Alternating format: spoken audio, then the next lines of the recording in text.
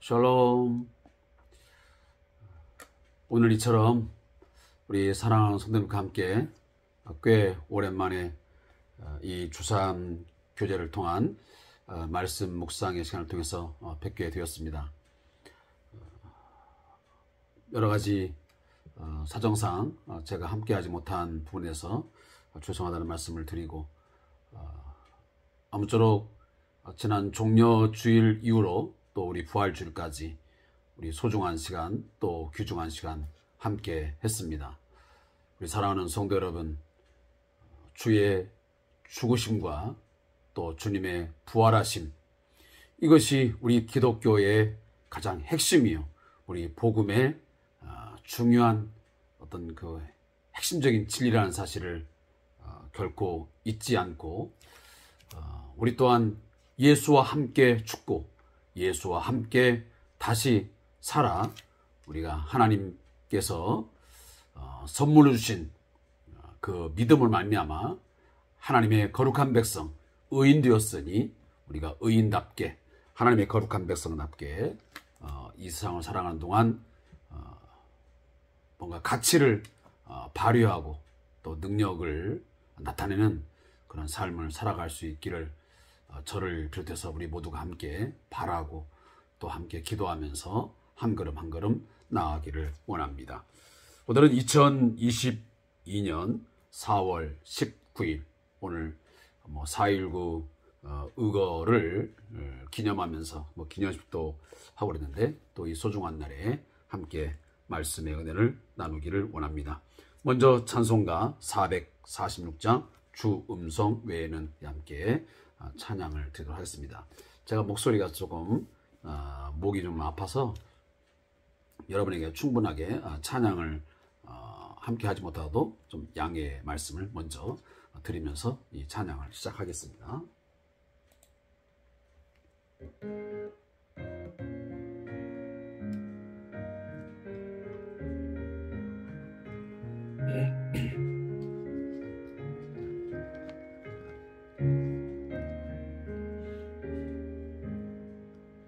주 음성 외에는 참 기쁨 없도다. 날 사랑하신 주 늘 계시옵소서. 기쁘고 항상 기쁘도다. 나 주께 왔사오니 복주옵소서. 께 왔으니 복주시옵소서. 주 함께 계시면 큰 시험이기네. 기쁘고 항상 기쁘도다. 나 주께 왔사오니 복주옵소서.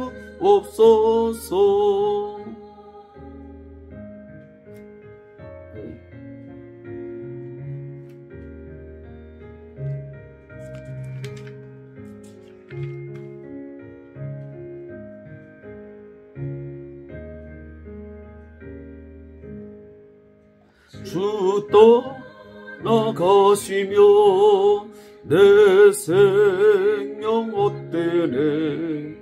기쁘나 슬플 때 늘 계시옵소서. 기쁘도다. 항상 기쁘도다. 나 주께 왔사오니 복주옵소서. 그 귀한 언약을 이루어 주시고 수명령 따를 때 늘 계시옵소서. 기쁘고 기쁘도다. 항상 기쁘도다. 나 주께 왔사오니 복 주옵소서.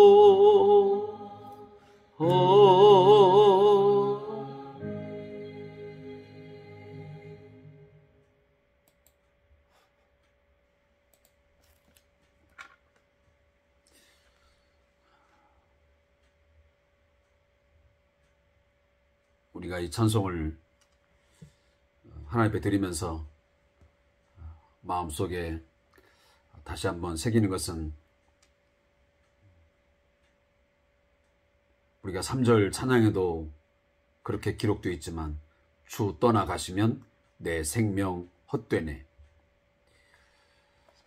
주님을 떠나서는, 주님 밖에서는 우리 성도들의 가치, 내 삶의 어떤 목적, 그 모든 것은 무의미할 수밖에 없고 매우 연약하고 참 보잘것없는 그런 한 사람이다, 한 인간에 불과하다, 그런 생각을 갖습니다. 우리 모두가 함께 공통적으로 늘 고백하면서 나아가는 거지만, 우리 자신 한 사람 한 사람의 소중한 가치, 최고의 가치는 언제, 어디서 갖게 되냐면, 그건 예수 안에서만 갖습니다. 사랑하는 성도 여러분, 예수 없는 주님 밖에서의 삶을 더 이상 상상하지 말고, 또 그것들을 생각하지 말고, 그런 방향으로 나갈 것을 전혀 생각지 말고, 힘들고 어렵지만 기쁠 때나 슬플 때나 정말 힘겨운 상황 속에서 더 예수 안에 머물고, 예수 안에 거하고, 예수를 바라고, 예수 의지하면서 내 삶을 더 빛나게, 더 가치 있게 우리가 이 땅에 사는 동안 그렇게 만들어갈 수 있도록 함께 노력하고, 서로를 격려하고, 서로 함께 기도하는 그런 소중한 우리 성도들이 되기를 부탁의 말씀드리면서 말씀 함께 읽겠습니다.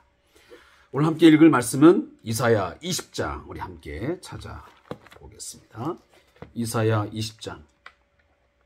이사야 20장 1절부터 6절까지의 말씀을 읽고, 그 다음에 21장 1절부터 10절까지의 말씀을 읽음으로 오늘 말씀의 묵상을 시작하겠습니다. 구약성경 990페이지. 제가 갖고 있는 성경을 기준해서 말씀을 드리기 때문에 차이가 있을 수는 있습니다. 자, 말씀을 함께 찾아서 읽도록 하겠습니다. 아수르의 사르곤 왕이 다르단을 아스도로스로 보내매 그가 와서 아솥을 쳐서 취하던 해니라. 그때 여호와께서 아모스의 아들 이사야에게 말씀하여 이르시되, 갈지어다 내 허리에서 배를 끄르고 내 발에서 신을 벗을지니라 하시매 그가 그대로 하여 벗은 몸과 벗은 발로 다니니라. 여호와께서 이르시되, 나의 종 이사야가 3년 동안 벗은 몸과 벗은 발로 다니며 애굽과 구스에 대하여 징조와 예표가 되었느니라. 이와 같이 애굽의 포로와 구스에 사로잡힌 자가 아수르 왕에게 끌려갈 때에 젊은 자나 늙은 자가 다 벗은 몸과 벗은 발로 볼기까지 드러내어 애굽의 수치를 보이리니, 그들이 바라던 구스와 자랑하던 애굽으로 말미암아 그들이 놀라고 부끄러워할 것이라. 그날에 이 해변 주민이 말하기를, 우리가 믿던 나라 곧 우리가 아수르 왕에게서 벗어나기를 바라고 달려가서 도움을 구하던 나라가 이같이 되었은즉 우리가 어찌 능히 피하리요 하리라. 해변 광야에 관한 경고라. 적병이 광야에서 두려운 땅에서 내게 회오리 바람같이 몰려왔도다. 혹독한 묵시가 내게 보이도다. 속이는 자는 속이고 약탈하는 자는 약탈하도다. 엘람이여 올라가고 메대여 에워싸라. 그의 모든 탄식을 내가 그치게 하였노라 하시도다. 이러므로 나의 요통이 심하여 해산이 임박한 여인의 고통 같은 고통이 나를 엄습하였으므로 내가 괴로워서 듣지 못하며 놀라서 보지 못하도다. 내 마음이 어지럽고 두려움이 나를 놀라게 하며 희망의 서왕이 변하여 내게 떨림이 되도다. 그들이 식탁을 베풀고 파수꾼을 세우고 먹고 마시도다. 너희 고관들아 일어나 방패의 기름을 바를지어다. 주께서 내게 이르시되 가서 파수꾼을 세우고 그가 보는 것을 보고하게 하되 마병대가 쌍쌍이 오는 것과 나귀떼와 낙타떼를 보거든 귀 기울여 자세히 들으라 하셨더니 파수꾼이 사자같이 부르짖기를 주여 내가 낮에 늘 망대에 서 있었고 밤이 새도록 파수하는 곳에 있었더니 보소서 마병대가 쌍쌍이 오나이다 하니 그가 대답하여 이르시되 함락되도다 함락되도다 바벨론이여 그들이 조각한 신상들이 다 부서져 땅에 떨어졌도다 하시도다. 내가 짓밟는 너여 내가 타작한 너여 내가 이스라엘의 하나님 만군의 여호와께 들은 대로 너희에게 전하였노라. 아멘. 오늘 함께 읽은 본문 말씀 이사야 20장 1절부터 6절에 있는 말씀의 제목은 아수르의 망하는 애굽과 구스입니다. 여기에 있는 내용을 요약해서 들려드리겠습니다. 아수르가 애굽과 구스를 쳐서 이기게 될 것을 예언한 내용입니다. 하나님은 이사야 선지자에게 벗은 몸과 발로 3년을 다니며 애굽과 구스에 이루어질 예언을 행동으로 나타내게 하십니다. 이 예언을 통해서 당시 애굽을 의지하던 남유다의 왕과 백성들에게 하나님 외의 것을 의존하지 말 것을 강력하게 경고하십니다. 자, 이 말씀이 제가 오늘 읽어드렸던 또 저와 함께 읽었던 본문이 갖고 있는 대략적인 내용입니다. 제가 오랜만에 이 이사야서를 이제 묵상하기 때문에 다시 한번 반복적으로 또 회상하면서 이 이야기를 시작하려고 합니다. 이 이사야서는 1장에 이미 나와 있는 대로 여러분들이 함께 이 말씀을 읽을 때 시작했지만 이 남유다의 역사를 중심으로 해서 쓰여진 책입니다. 특별히 이 이사야 선자가 활동하던 당시의 유다의 네 왕이 언급됩니다. 그 왕이 바로 우리가 아는 우시야, 그리고 요담, 아하스, 히스기야, 이 네 왕이 즉위하는 동안 이사야가 집중적으로 하나님의 말씀을 예언하게 됩니다. 그리고 당시에 어떤 국제적인 정세, 어떤 지리적인 배경을 제가 잠깐 설명을 드린다면 이 남유다와 북쪽 이스라엘이 지금 분열된 상태에서 그 북쪽에는 아수르가 남진 정책을 펼치면서 남하해 오던 그런 시기였습니다. 사실 아수르 제국이 강력한 힘을 가지고 남진해 오던 그런 찰나였습니다. 그리고 이 이스라엘의 쪽에서 보면 동쪽으로 보면 이 바벨로니아, 다시 바벨론이 위치를 또 하고 있었고, 그리고 바로 옆에 보면 이미 또 암몬, 모압, 에돔이라고 하는 가장 근접한 이 이방 나라들이 자리를 차지하고 있었습니다. 굉장히 국제 정세로 보면 이 이스라엘은 나라의 위치가 늘 위태롭고 또 많은 그 영향을 받을 수밖에 없는 그런 지리적인 배경이 있었습니다. 우리 한반도가 일본, 또 중국, 러시아, 또 어떤 미국, 많은 그 강대국들의 이 틈바구니 속에서 많은 영향을 받아가면서 역사적인 많은 굴곡 있는 삶을 살아온 것처럼 이스라엘이 바로 그러한 지리적, 역사적, 또 정치적 그런 배경을 가지고 있었습니다.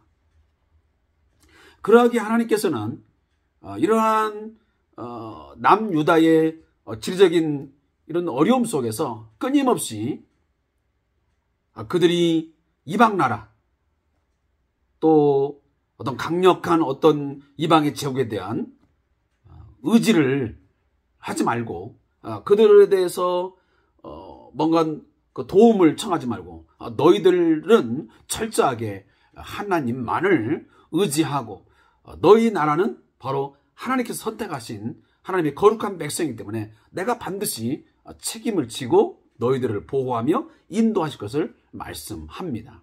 그럼에도 불구하고 이 이스라엘 또 남유다는 지속적으로 이 국제적인 어떤 정세 속에서 어떤 정략적인 동맹관계를 맺어가면서 또 우상들을 끌어와서 신전을 만들어 놓고 거기에다가 경배하게 하는 그런 엄청난 그런 신앙적인 그런 행위들을 저지르게 됩니다. 다시 말해 우상 숭배의 죄를 짓는 것입니다.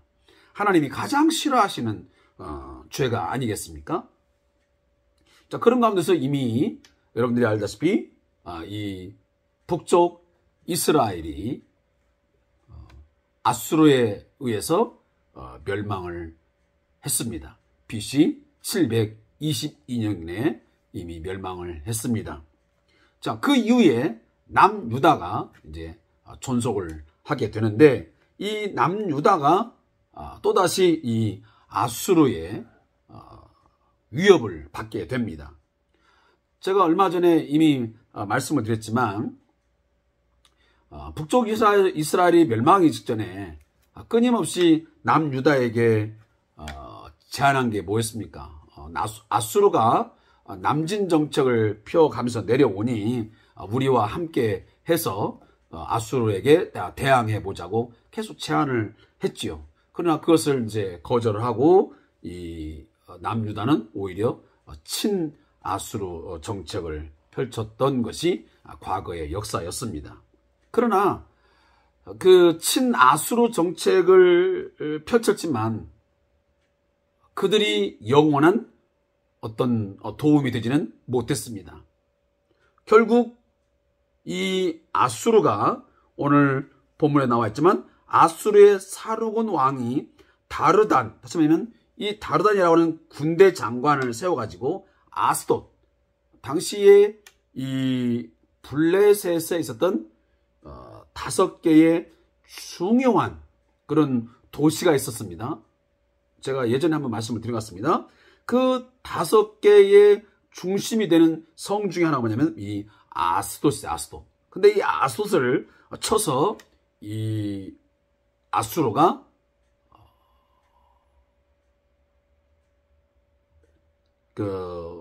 획득을 하게 됩니다. 자, 이것을 본 남유다가 굉장히 긴장을 하게 되고 불안감을 떨칠 수가 없었던 것입니다. 자, 그러하기에 이 남쪽 유다의 왕은 그 옆에 있었던 이 모압과 에돔에게 도움을 청하게 됩니다. 우리의 힘으로는 안 되니까 우리 같이 그 동맹을 맺어서 다시 말하면 반 아수르 전선을 펼쳐가지고 이 아수르를 막아보자 라고 하는 그런 의미에서 이 모압과 에돔에게 동맹을 요청하고 결국은 동맹을 맺게 되어집니다. 자, 사실 그것도 모자라가지고 결국은 남유다는 이제 저 밑에 있는 이 애굽에 가서 이제 도움을 청하게 되게 됩니다. 자, 이러한 지금 정치적 상황을 여러분들이 이해를 해야만 이 본문이 지금 눈에 들어오게 되어 있습니다. 그래서 그때에 다시 말하면 지금 남쪽 유다가 모압과 에돔의 동맹을 요청하여 동맹을 맺고, 그리고 이제 애굽의 뭔가 힘을 원조를 받아서 이 아수르에 대항을 해보기 위해서 도움을 요청하는 바로 그때에 여호와께서 이사야에게 나타나셨습니다. 그리고 말씀을 전합니다. 내 허리에서 배를 끌고, 다시 하면 허리에서 지금 겉옷, 배가 있죠, 배옷, 그 옷을 끌고, 그리고 발에서 신을 벗고, 그러니까 옷을 벗었고, 그리고 신발을 다 벗어버린 채 벗은 몸과 벗은 발로 3년 동안 이사야로 하여금 돌게 만든 것입니다.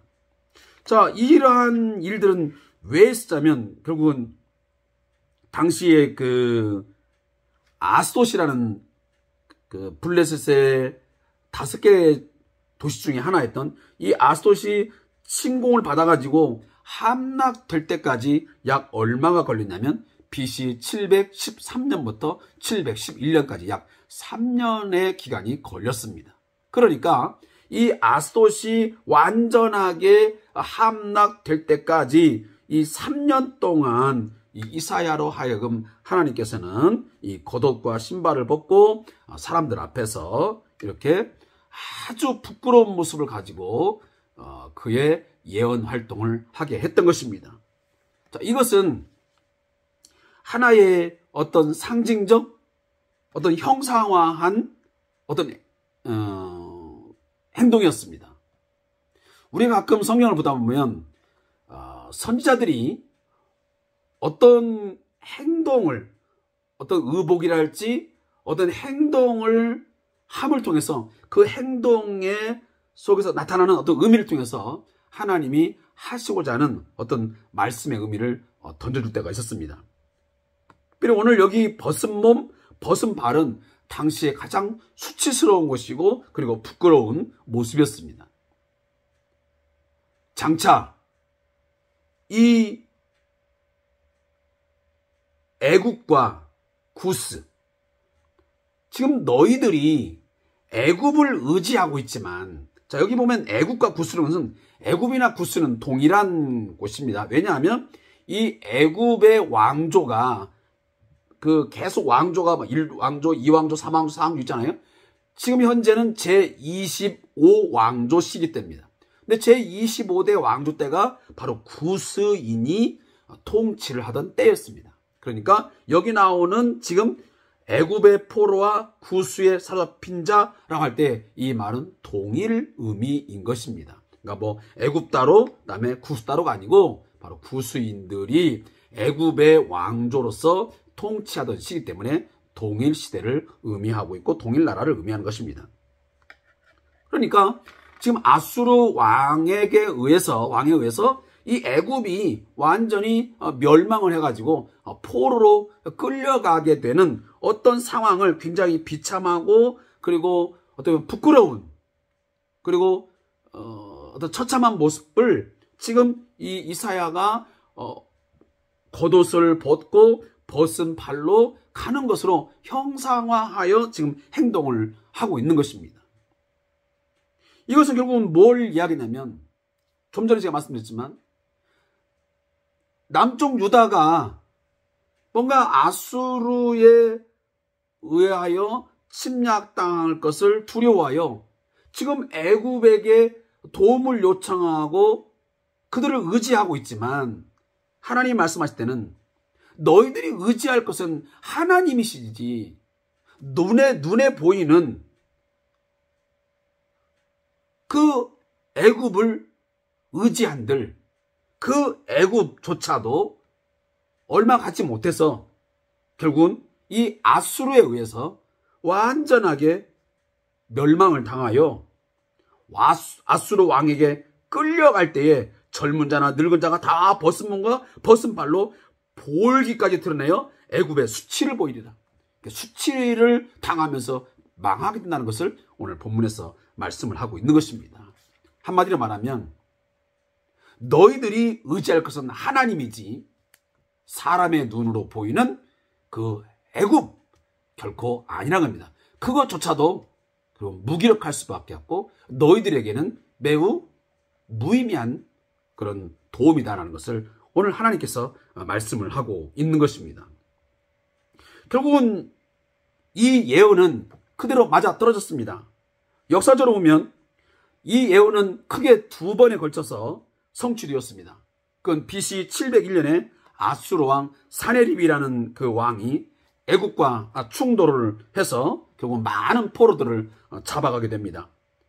두 번째는 BC 670년에 아수르 왕 에살핫돈에 의해서 이 예언이 성취되는 것을 우리가 보게 됩니다. 따라서 하나님의 말씀은 한 점, 1.1획도 그 예언의 말씀들이 숲으로 돌아가거나 그것이 또한 이루어지지 않는 일이 없습니다.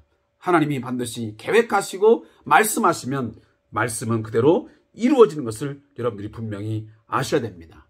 그리고 다시 한번 제가 강조하지만 하나님의 백성들이 궁극적으로 의지하고 신뢰하고 도움을 청해야 할 곳은 하나님이시지 특정한 사람이나 어떤 특정 세력이 아니라는 것입니다. 그렇다고 제가 어떤 사람의 도움이 필요 없다 그런 얘기 아닙니다. 근본적으로 하나님을 전적으로 신뢰할 때에 하나님께서 사람을 동원하시고 어떤 세력을 동원하시고 어떤 것들을 동원해서 일하는 것이 몰라도 내가 먼저 하나님을 생각지 아니하고 하나님을 의지하지 아니하고 하나님 외에 그 무엇을 먼저 우선적으로 신뢰하거나 그걸 내가 의지하게 된다면 그것들이 다 무너지고 무의미하게 없어져 버린 겁니다. 그래서 궁극적으로 내가 나중에 와서 뭐라고 고백하게 맞냐면 내가 의지하고 또 우리 가족이 우리 교회가 진정으로 의지하고 신뢰하고 우리의 도움으로 바라봐야 할 부분은 하나님 한 분뿐이라는 것을 고백하게 되는 것입니다. 여러분 나중에 이렇게 되기 전에 미리 어떠한 일을 당한다 할지라도 무슨 일을 당해도 오직 하나님만 의지하는 저와 여러분 되시기를 바랍니다. 제가 저자의 묵상을 읽겠습니다. 남유다는 지정학적 상황에 따라 주변 강대국들을 의지하려 했습니다. 그러나 하나님은 본문에서 이사야의 행위 예언을 통하여 이것이 얼마나 잘못된 일인가를 분명하게 보여줍니다. 아무리 상황이 어려워도 성도가 진정으로 의지할 대상은 오직 하나님 한 분뿐임을 드러내시는 것입니다. 지금 당장은 세상의 것들이 의지할 만해 보여도 언제든지 상황이 바뀔 수 있음을 명심해야 합니다. 상황이 어렵다고 하나님을 향한 믿음도 바꾸려고 하는 태도는 매우 어리석은 것입니다. 한편 하나님은 잘못된 길을 가려는 유다에게 선자를 통하여 3년씩이나 벗은 발과 몸의 행위 예언을 보임으로 경고하십니다. 이것은 적적인 하나님의 사랑의 모습입니다. 말로 듣지 않으면 행동을 통해서도 그 백성을 바로잡으려 하시는 하나님의 사랑이십니다.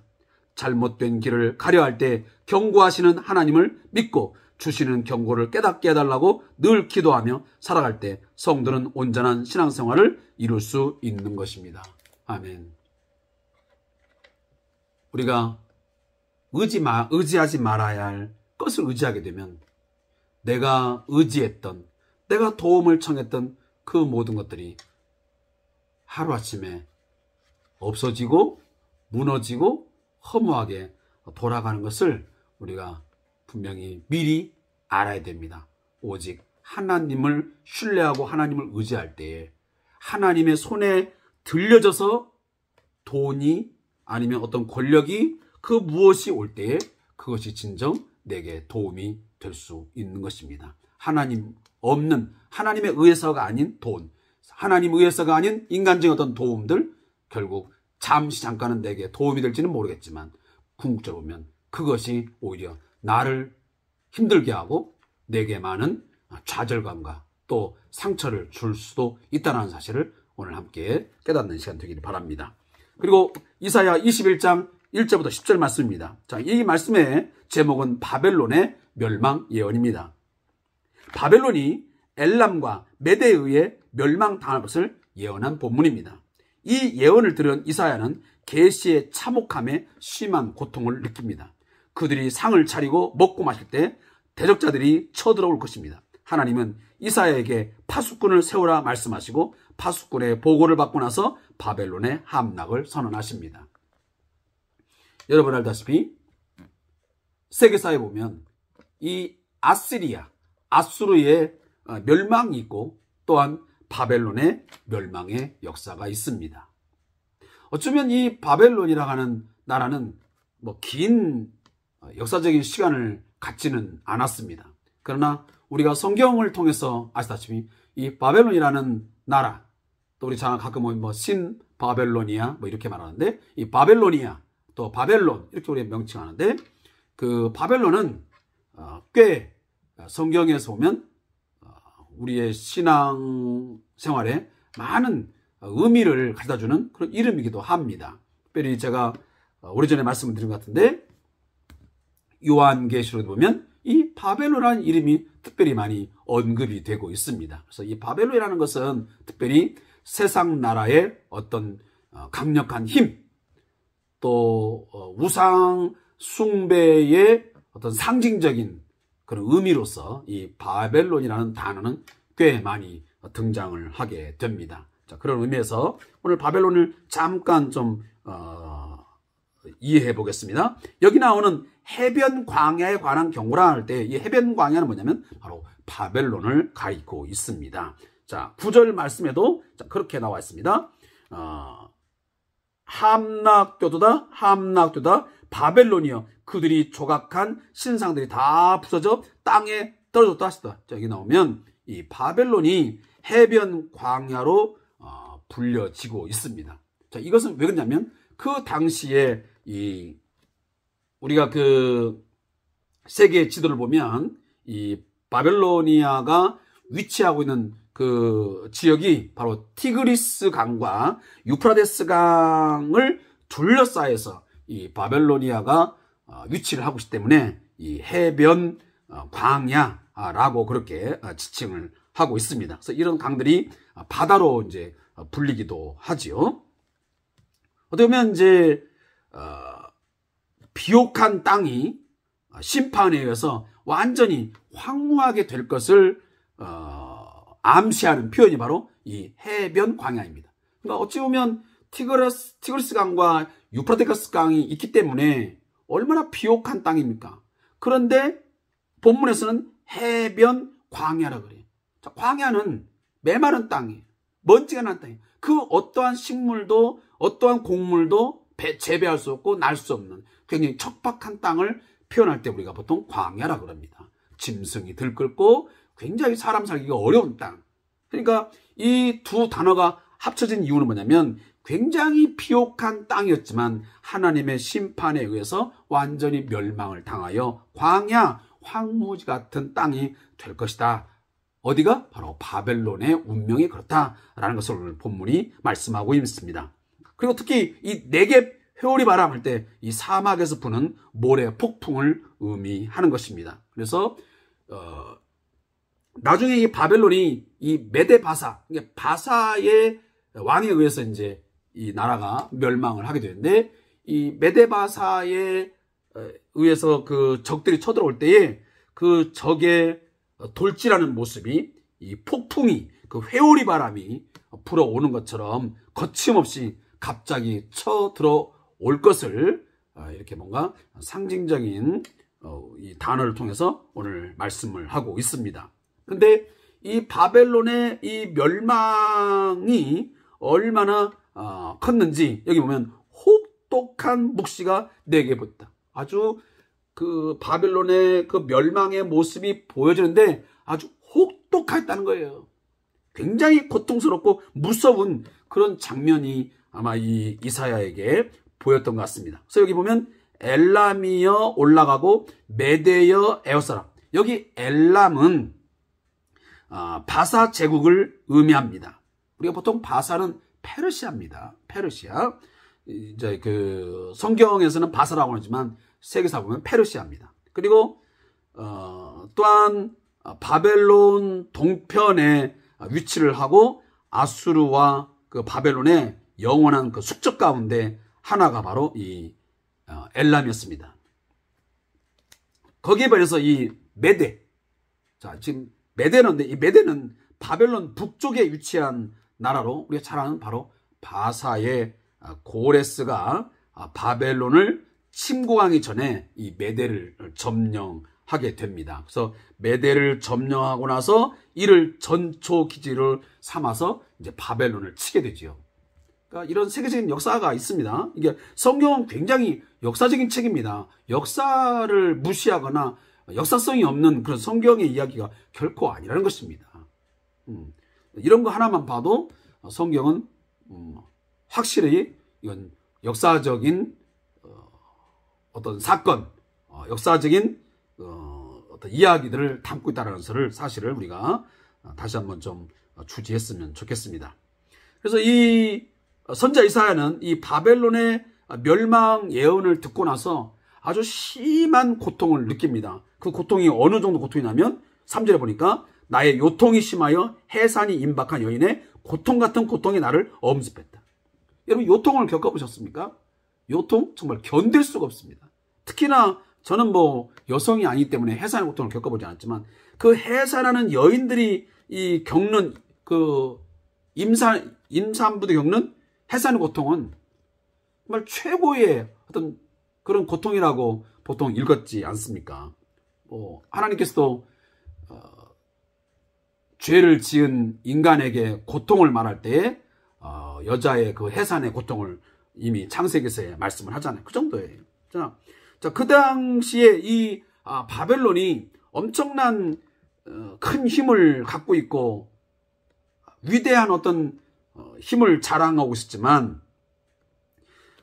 그런 속에서 여기 보면 5절 보니까 식탁을 베풀고 파수꾼을 세우고 먹고 마시다. 너희 고관들아 일어나 방패에 기름을 바르자. 지금 온 백성들과 방백들이 기쁨의 밤, 환락의 밤을 보내고 있습니다.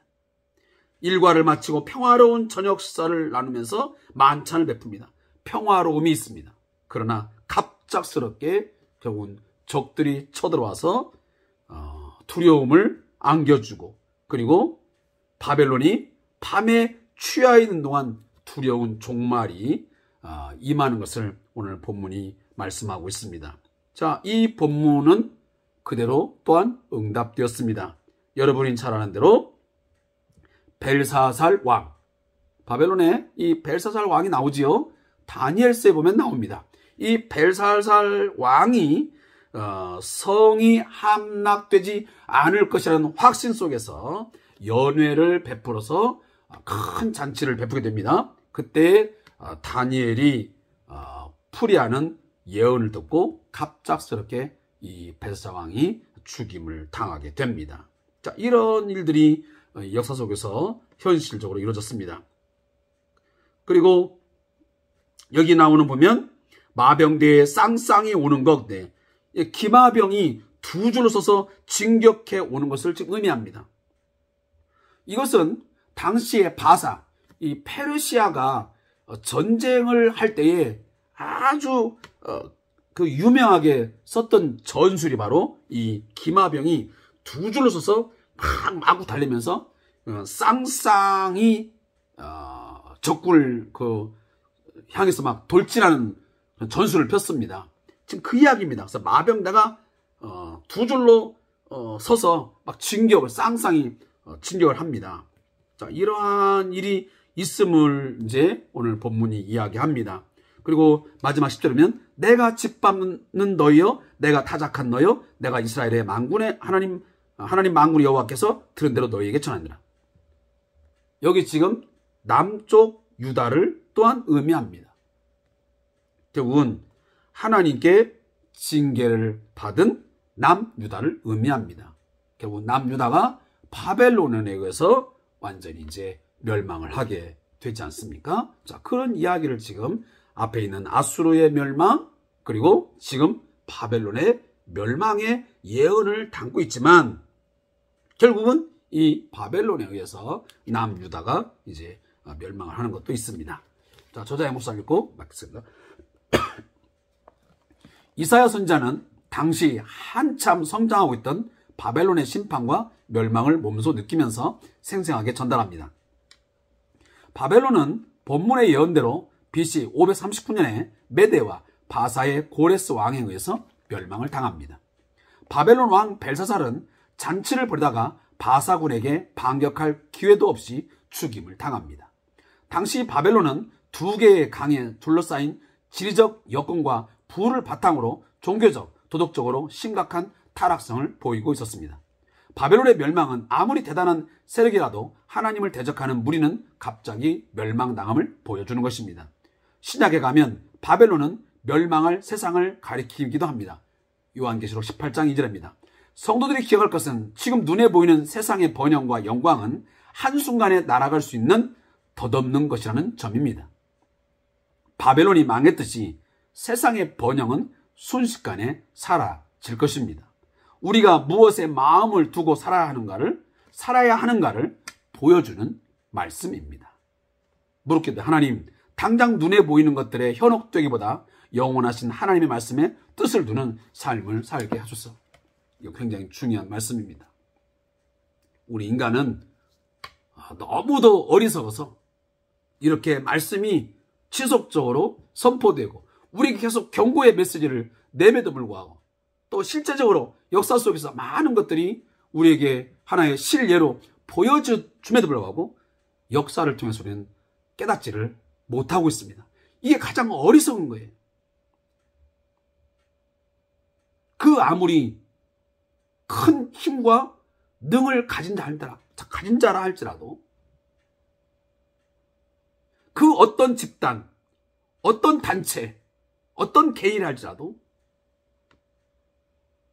하나님 없는 가운데서 일궈진 또 하나님을 대적하는 그 모든 것들은 한순간에 그 번영과 영광, 경광 다 날아가 버리는 것이고 사라져 버린 것이고 무너질 수 있다는 사실을 꼭 이 말씀을 통해서 깨달아야 합니다.